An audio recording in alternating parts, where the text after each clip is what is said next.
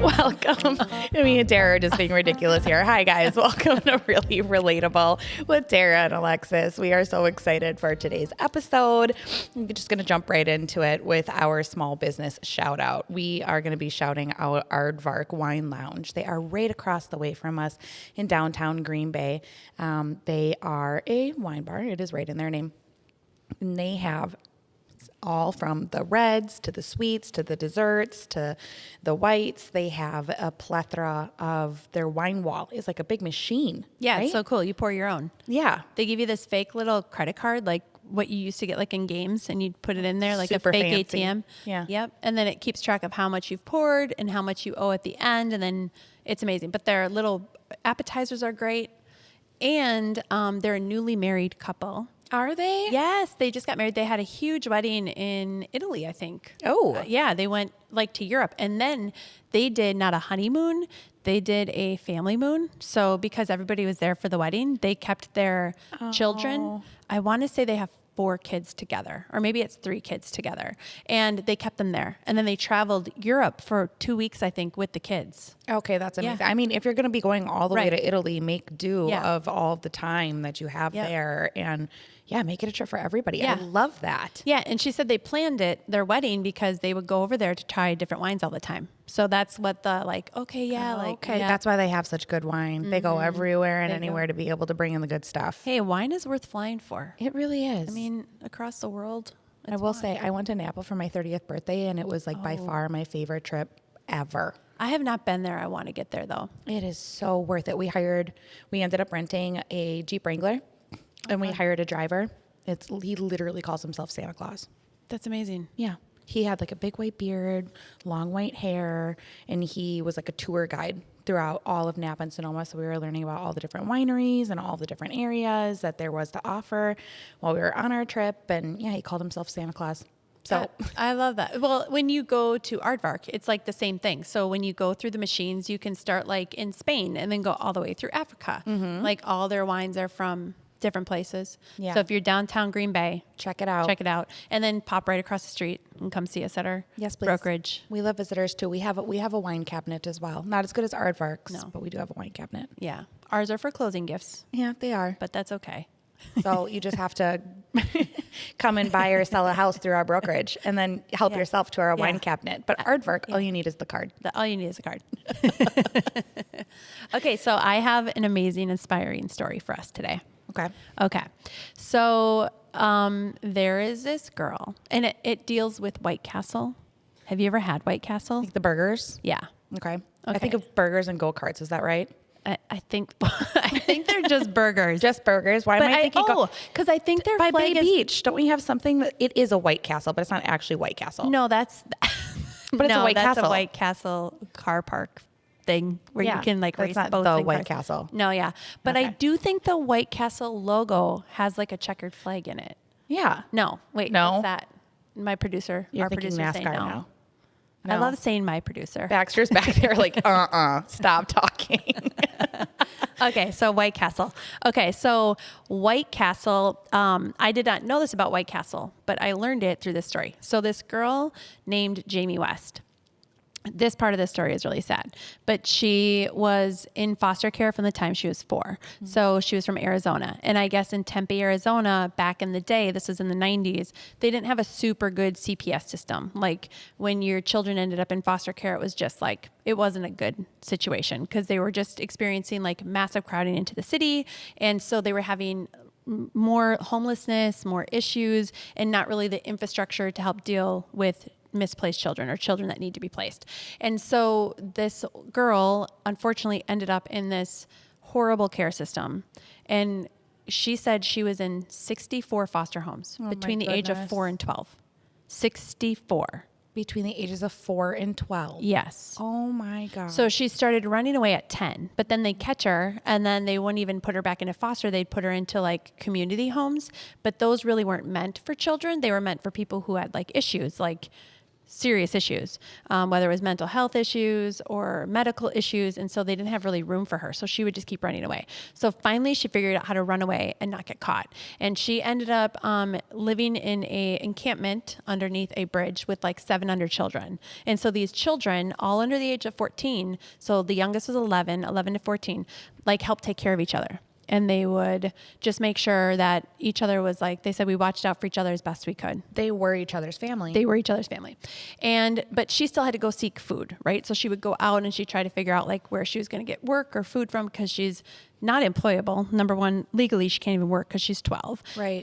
So she started hitchhiking, and she'd hitchhike across the country into more rural areas, and she'd go work, literally like walk up to farmhouses and ask if there was work for farms. Chores. Yeah. So this girl was like very industrious, and she like figured out like very early on, like how to just fend for herself. And she made her way to the South. She said she doesn't remember which White Castle it was. It was just somewhere in the South. And she was down in the South, and she had never seen a White Castle before, but she saw this castle, like, Big White Castle. right? And she's like, what is this place? I And it wanna smelled go like there. food, and she was so hungry. And so she walked in the door, and this girl saw her, and she goes, the girl said that this woman said to her, oh, honey, go wash up in the bathroom, and when you come back, I'm going to take care of you. And Was this a worker? There was a worker at White Castle. Okay. And so she came back out of the bathroom, and the woman had given her. And so every time she'd get to a community, okay, she would find more kids to like hang out with or like be around, like as a support system, homeless children that they would like find their encampment together. And this woman gave her what she said was 3 days worth of food, burgers. And so she sat in the restaurant, and she had her first burger she had ever had. And she had this burger, and she said she cried in the bathroom because she felt like somebody like saw her or like treated her like a human. And of course she couldn't stay there. So she had her one burger or part of her burger, and then she left, and the girl gave her 3 big glasses of water. And then she took those back to the encampment, and she shared those with the children. And there was enough for 3 days worth of food. So it was a lot of burgers. And so what she found out was that White Castle will often do this. And she tried not to take advantage of it, but as she would travel across the country, if it ever happened where she would see one, she knew that that could always be like her safe place. So like White Castle became like her safe space. Oh. Yeah. And so all over. So then fast forward, she figures her stuff out. She's like, I am not going to live this life.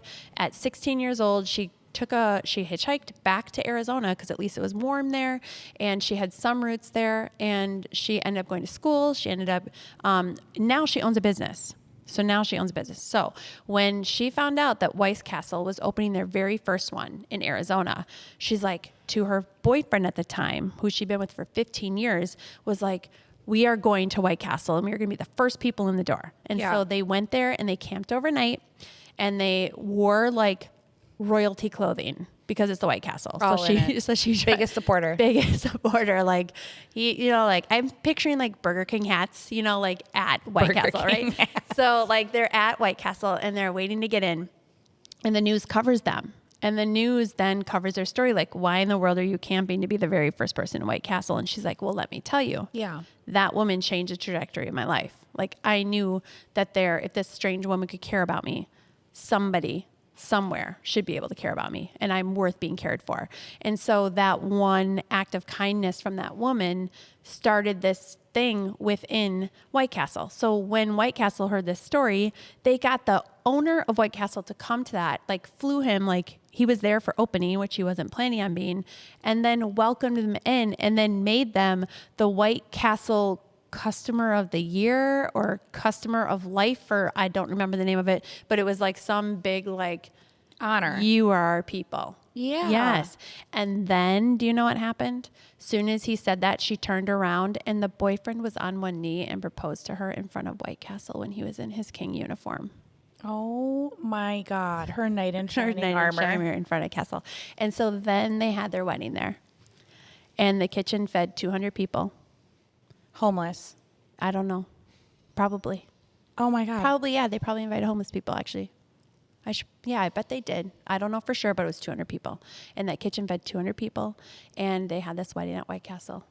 And now she owns her own business. Her and her husband own this own business, and they do whatever they can to like help the homeless people. One act of kindness. Isn't that crazy? Yeah.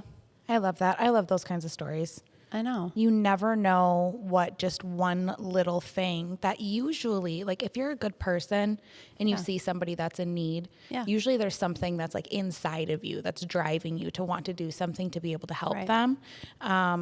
Unfortunately, it is a little bit of a rarity for people to actually act on things like that. I mean, especially if you are an employee somewhere else, to just have that one little act of kindness, like, hey, I'm going to take advantage of the resources that I do have to be able to help you.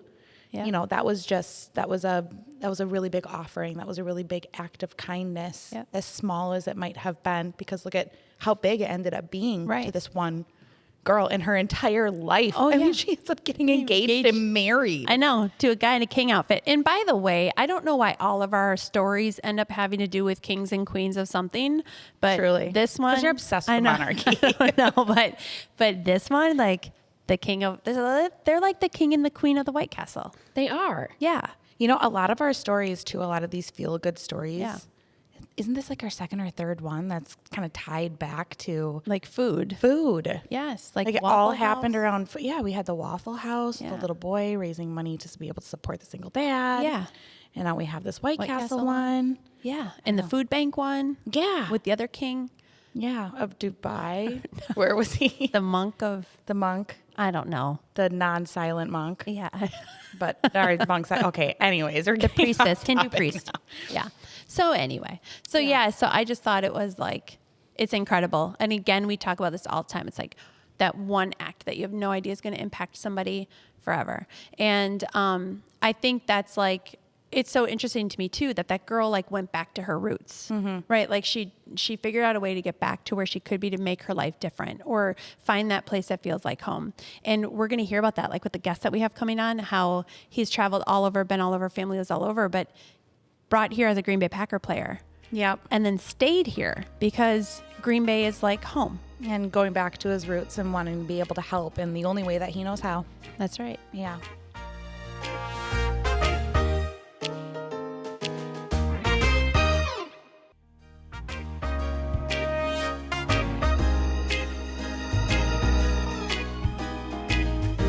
All right, we've got Jarett Bush here with us as a guest, and we are so excited. A former Green Bay Packer, a new business entrepreneur, a tennis player. Yeah. I'm sure Which there's is how other, we know you. Yeah, exactly. I'm sure there's other stuff. We can't wait to learn more about you and your business. So this is a whole new business venture for you, right? Like becoming an entrepreneur? Yeah. Tara, it is. And it's been a remarkable experience, and just diving into it and understanding the nuts and bolts and really just the foundation of what being an entrepreneur is. And it definitely resonates with who I am in a character sense of just the perseverance, the grit, just relying on team members and understanding that they all have value, and just being able to delegate and being able to come together and cohesively work together for a greater good. Yeah. And so we know that, I think you're here in Green Bay because the Packers brought you here, correct? Like you were not a Green Bay resident before that. Like you came here. No, I'm not a Green Bay native. Born and raised in California. Yep. I definitely, those are definitely where my roots are. My mom and dad are still back there. My brother made it down to Texas, San Antonio, and my sister's in New Jersey. So I'm holding it down here in the Midwest. What I need to ask, I have to ask. Like those are some really big areas that you're talking about. Yeah. What attracted you to stay in Green Bay after the Packers? Well, I feel like just being a father and just knowing that how safe Green Bay really is, and just understanding that you want some contained exposure for an upbringing, for a childhood, for kids. And the schools, the medical systems, the hospitals are really tremendous here in Green Bay, and it allows just opportunity for growth, as well as, it's quick and easy out for, trips, whether in flying out of Austin Strobel or Appleton or Milwaukee.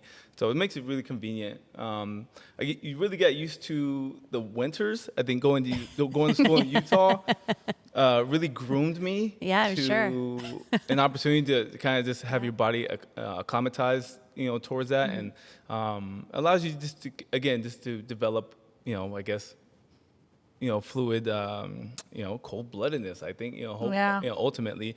But it really does challenge you to get outside because I'm a big outdoorsman, and You have to change your perspective on what there is to do outside when it's freezing cold. yeah, that was huge for me. I was like, man, it's negative 20 degrees. What can we do? Whether it's 0 degrees, I was like, they're saying it's too cold for your lungs. I'm like, oh gosh. Yeah. So you really challenge yourself in other areas of your life, whether it's inside or outside, and so especially with COVID, right? And so that really got the brain stemming of like, what else can I do? And that's again what I want to bring to Green Bay is reintroducing Jarett Bush and who he really is. And it's exciting because I feel like right when people see Jarett Bush, they see NFL, they see football player, but what else can they see? Right. And so that's what I always try to challenge myself with. And obviously he's a tennis player. I never thought I'd play tennis.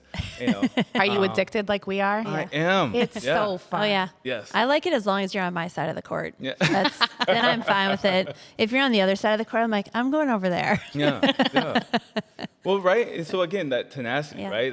That competitive drive will never leave. And so I'm so fortunate and so blessed that one, I have my body, I can get out there and play. Two, I can harness that energy and enthusiasm into other things, and as well as the business. And I think it's a great opportunity for me. I think it fits me because I feel like there's so many road bumps that you go along the way in entrepreneurship, barriers where you have to go over, under, through, and it just fits my my persona, my charisma that I will ultimately have, and just to continue to make an impact in the Green Bay community. Yeah, and entrepreneurship is not for the weak of heart. So for you to make that comparison to sports where you have to have that drive, you have to have that perseverance, you have to know how to delegate, you have to trust your team. I mean, any and all of that, it's so incredibly true. I never really thought about the relation that would have, but there's a lot of truth to that. A lot of lessons in that for sure. There is, yeah, and especially when you're up against the gun or your back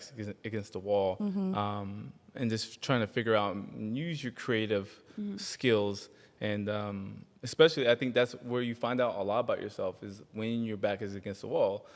Just for instance, like the space here.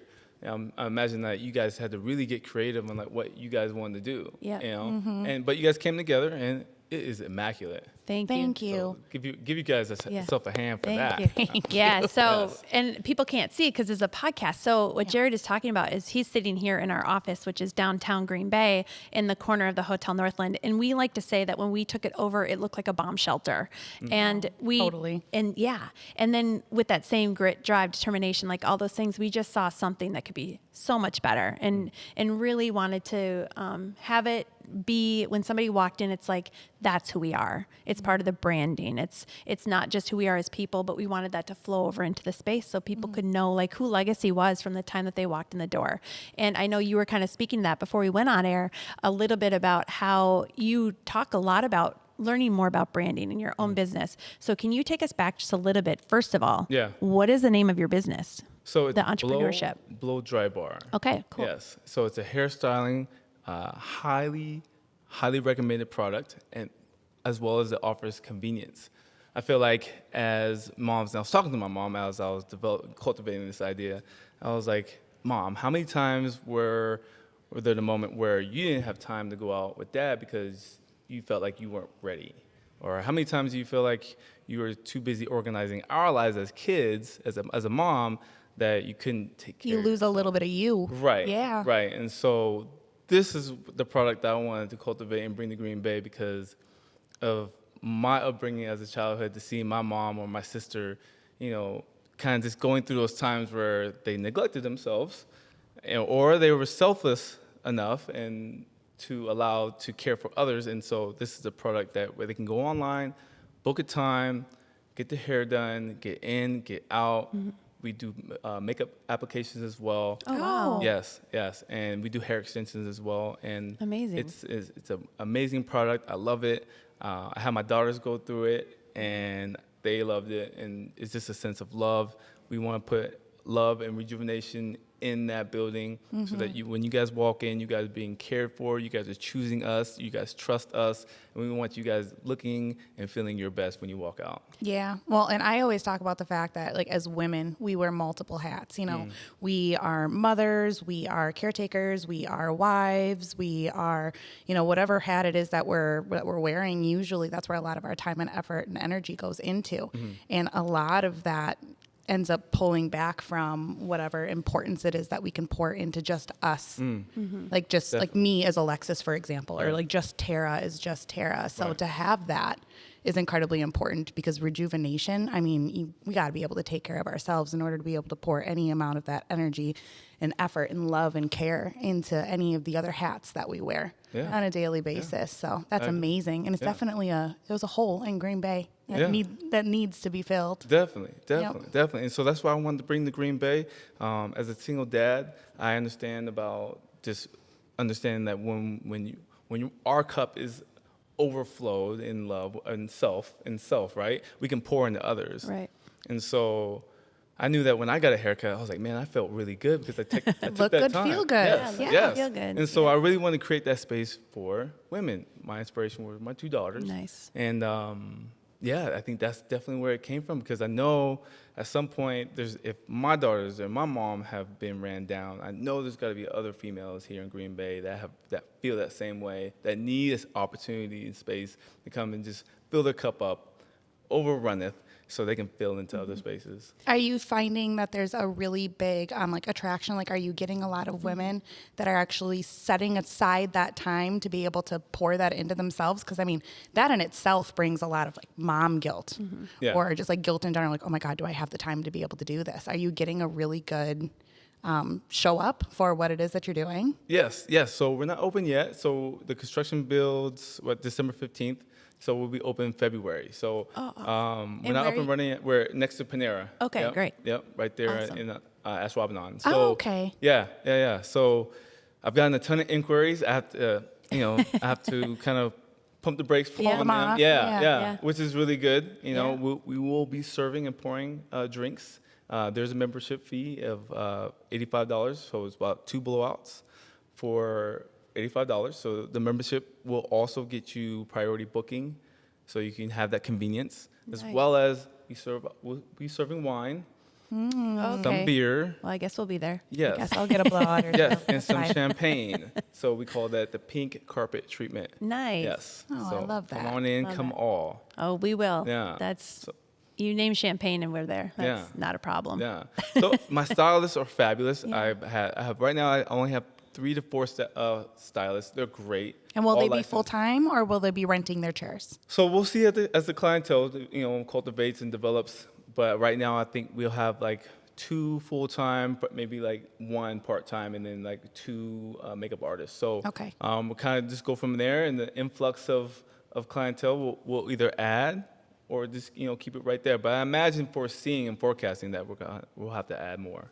Oh, I love that Yeah. so much. Are you going to do any waxing, any facial waxing, any of that? My brain's going a mile a minute. I'm an esthetician by trade as well. Yeah. So Okay. I'm very into the beauty world. My brain's going a mile a minute. She's busy. You can't hire her though. Yeah. Right.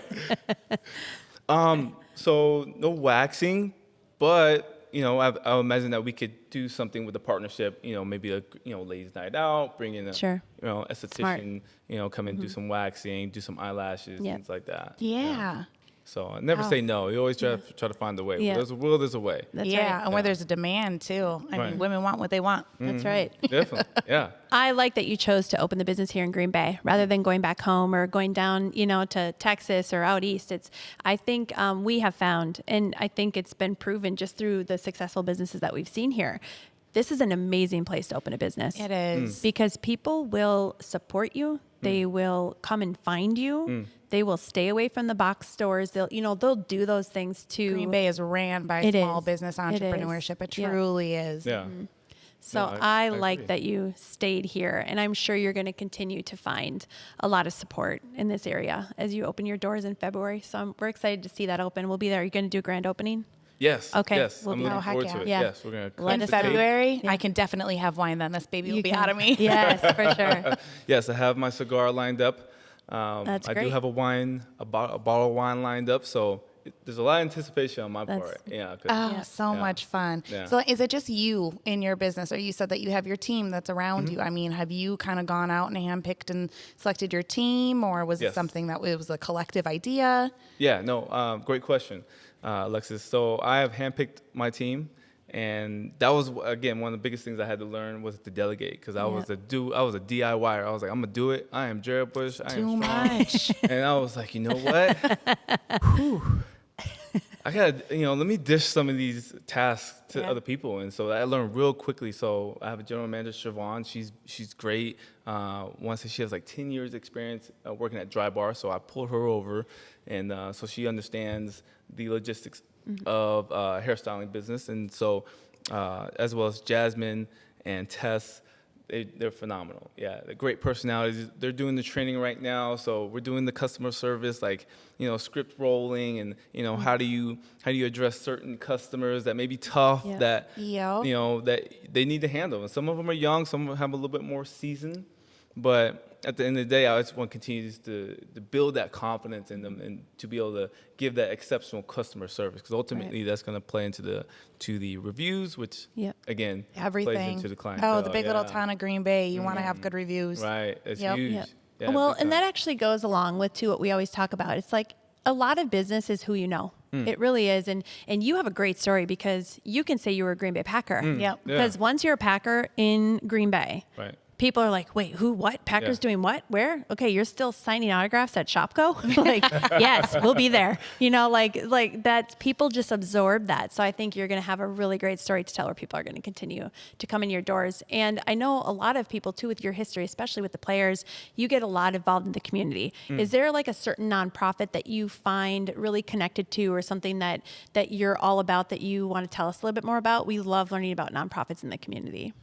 Yeah, Tara, great question. So, definitely want to give this shout out to my dad was former military. The Wounded Warrior Project, I always, carve out, a monetary means for them, just because my dad, he's, bumped and bruised, and just be thankful for the services, because we wouldn't have this remarkable nation of America if it weren't Without for them. them. Yes. Yeah. Yep. And dedicating and devoting their lives to their families, and sacrificing really their souls and lives for this great nation. So we got to really tip your hat off to them. And as well as the Make-A-Wish Foundation, I'm a big believer in that.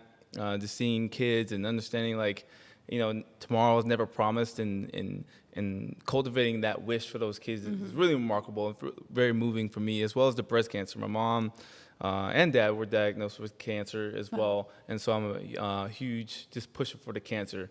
Cancer research. Yeah, support. yeah. Anytime they, I like the crucial catch. Luckily, they caught it early for her, and she's benign now. That's Bless her great. heart. So yeah, It's amazing. That's amazing.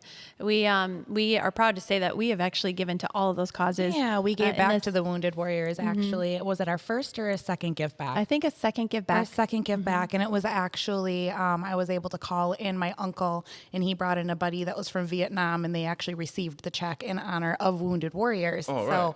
yeah, we love being able to support our troops as well. yeah, it's awesome. And one more way we like to raise funds for nonprofits on this show is we're going to fire a question at you. And Okay. you are going to have 30 seconds to answer this question. 30 seconds. 30 seconds. Yes. And for every answer that you get, $1 will be donated. It'll be tallied and added to everybody else's answers. Okay. For So the how many last questions? Just You're going to one? get one question. One question. To come You're up gonna as have many 30 answers. seconds. Oh, so okay. It's got gonna it. it's gonna be a topic. We're gonna throw a topic at you. Okay, so does Erin, our other producer, have a 30-second timer going? Okay, she's got it going. right.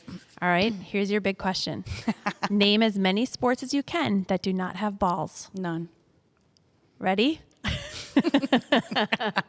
We figured it was very appropriate for you. Okay. He looks so perplexed already. All right. Okay, you ready?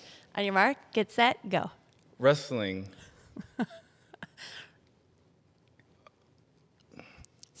Race walking. Track. Oh, race walking. That's a good one. That's a sport now. Race walking. What do we do in water? Balls. Oh, swimming. Yeah. Yeah. Oh, but NASCAR. Drag racing, is that the same sport? Animal. no, what about it's different. animals? Indy? I'm really stretching here. Yep. Yeah, they're sports. Animals. Time. Horseback riding. Was that time? That was time. We couldn't really think of anything either, so you did really well. I got frisbee What golf. do we ask the man that used to play football? Yeah. And now plays tennis? Yeah. Yeah. We got frisbee You got golf. 8. That was hard. That was I know. hard, yeah. I know. Oh, I know. You know? You did good. You got 8. You got Nice. $8 that we're going to continue to add to our pool. Okay. And then at the end of the quarter, Yep. we're going to pick a nonprofit and it's going to all be pulled together and give it to that nonprofit. shoot. I wish You there got was another $8. question. I wish, You can just Well, match thank the $8, Jarrett. Yeah, It's fine. yeah. Yeah. There you go. All right. Well, thank you so much for being here. We are so excited that you joined us, took the time to come. I loved hearing about your business, small business in Green Bay. Anytime Yes. people are doing that, we are major All for supporters it. of that. Yeah. Well, my pleasure. Thank you for having me, ladies. Yep. Yes. Yeah.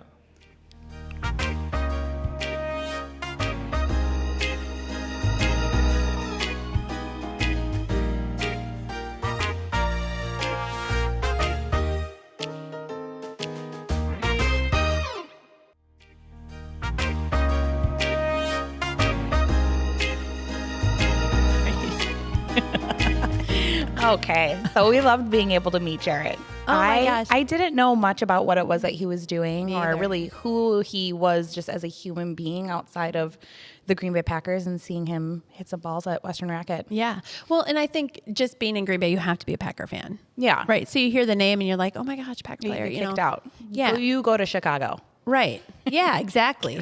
And it's so interesting because he's very down to earth, very Yeah. kind, you know, and he's kind of one of the good ones. So it's nice to see him sticking around here and doing a business here in our town where, you know, a lot of players, when they're done, they leave. Oh, totally. So do college graduates around here or high school high school kids, like they leave and then they don't come home. So to have somebody like that make a decision, be like, I'm going to make some roots here and raise my girls here and start a business here. Yeah. Well, he sees what we've always seen, right? Yep. Like that's why you and I, we love Green Bay. We want to be able to continue to give back to and support our community. I mean, he sees exactly the same thing. He wants to be a part of that and he wants for his girls to be just surrounded by that. And I mean, yeah, that makes him a good human. I mean, just good dad, good person. Yeah. It'll be fun to see his store open in February. I know. I'm excited. I'll go there, have wine, get a blowout.